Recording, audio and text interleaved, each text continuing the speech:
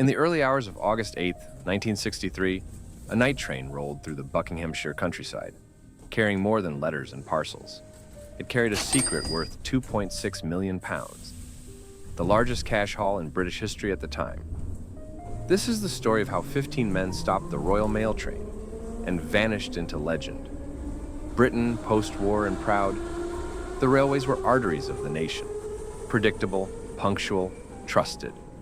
On most nights, the up special from Glasgow to London was invisible to the public, a moving factory of mail, sorting, stamping, stacking. Inside those coaches, clerks worked against the clock, while the country slept. No great robbery begins with a mask. It begins with information. Somewhere in London, months before the raid, a rumor reached a man named Bruce Reynolds, a criminal with patience, taste, and a taste for the spectacular. The rumor was simple. The post train sometimes carried extraordinary amounts of cash, especially after bank holidays. If true, it meant one shot at a fortune. Reynolds gathered a small circle, men who understood silence. They listened, calculated, and waited for something better than rumor, an insider. To this day, that insider is remembered only by a nickname, the Ulsterman. He wasn't a ghost. He was a flaw in the system. The West Coast Main Line offered many places to fail and very few to succeed. To stop a Royal Mail train without gunfire, without panic, and without derailment, the gang needed three things: a bridge, a signal, and time. Bridego Bridge, a modest concrete span near Ledburn, offered cover from the road and a gentle incline to slow a heavy train. A signal could be tampered with, red where there should be green, and time would come only with choreography. Cut the lines, change the light, halt the locomotive, detach the right coach, unload the cash, and disappear, all before sunrise.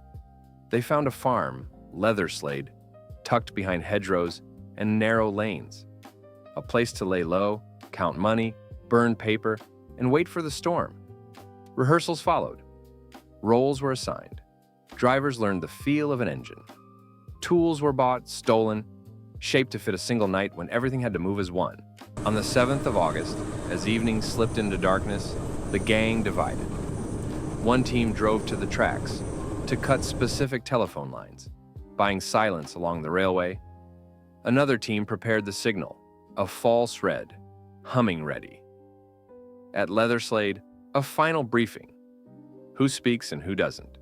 Who runs and who waits? What to do if a car appears?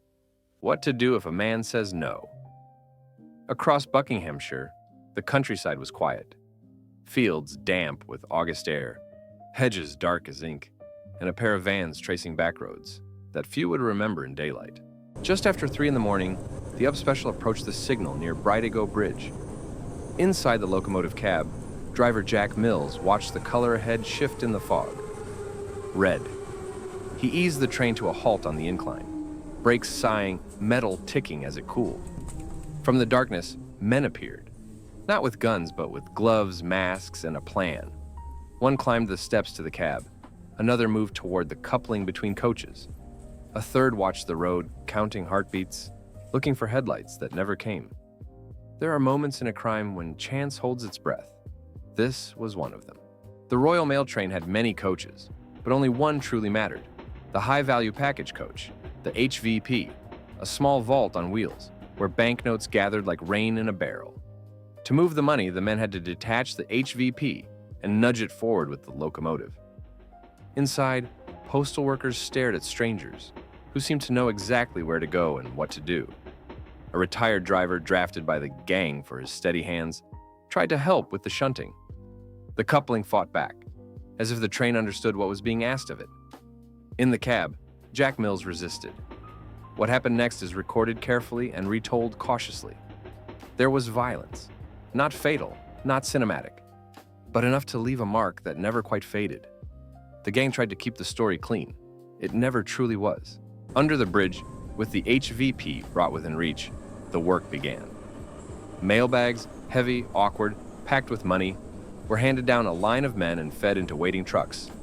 1 bag, 2, 10, 50.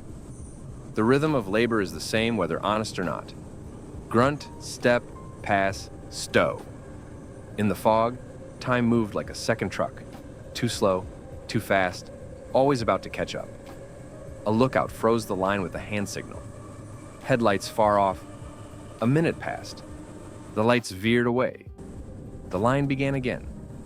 When the last bag thudded into place, when the door slammed and the padlocks clicked, the smell of damp canvas and diesel filled the air. If you listened closely, you could hear the future creak open. Not yet triumph, not yet disaster, but a hinge turning. On the road, the convoy split. One route to confuse, one route to matter. Back at the tracks, the HVP sat lighter by a fortune. The train would go on, the mail would move, and dawn would come with a story that would not make sense. At Leatherslade Farm, the night ended in whispers and arithmetic. Bags opened, bundles stacked, notes counted until fingers ached. On a chalkboard, a figure grew. 2 million, 2.3, 2.6. A country's wages, gathered into piles on a kitchen table. Legend says they played Monopoly with real cash. Legends grow where cameras are not allowed. What we know is simpler. Men sat in a farmhouse, surrounded by money, and believed that planning ends when counting begins. It never does. The science of detection is half luck, half habit. At Leatherslade, both arrived. Someone grew impatient and pulled off a glove to count faster. Someone wiped sweat with a towel and left it behind. Someone wrote notes, burned most, and missed the rest. When the police found the farm, they found fingerprints everywhere. On a Monopoly board, on a bottle, on a doorframe rubbed smooth by nerves. Evidence tables filled. Names that once were whispers became headlines. Britain woke to front pages that did not look British at all. Mail train robbed of millions. Cameras crowded gates. Reporters chased rumors. Raids followed, doors kicked, men hauled in.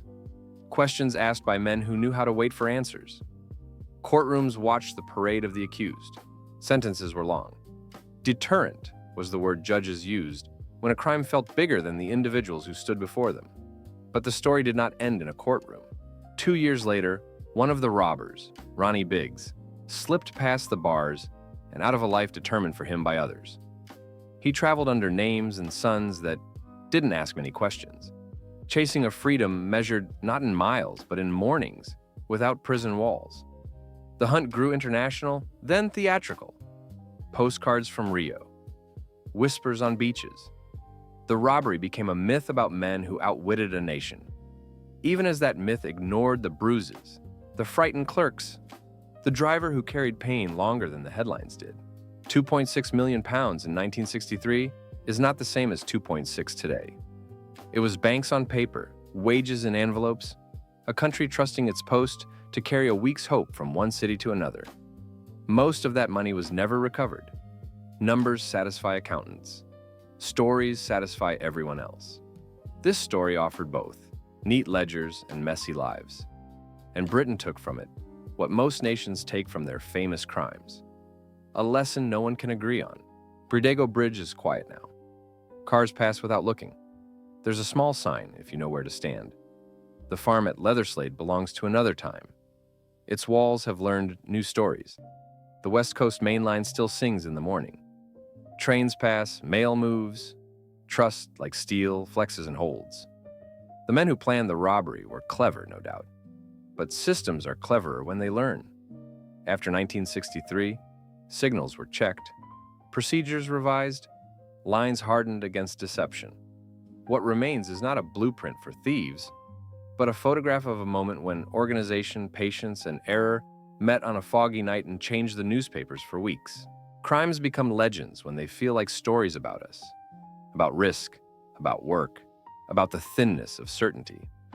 The Great Train Robbery lasts not because money moved from one set of hands to another, but because 15 men asked an old country a new question. How safe is what we assume is safe? On the 8th of August, 1963, a signal turned red, a train slowed, and the Royal Mail learned that even routines can be rehearsed by strangers. The men who did it scattered, some caught, some gone. The money floated away into houses, cars, hotels, and names that disappeared as carefully as they were chosen. Beat, breath. The bridge remains, the line remains, and a story, told and retold, rattles on, like wheels over rails in the dark.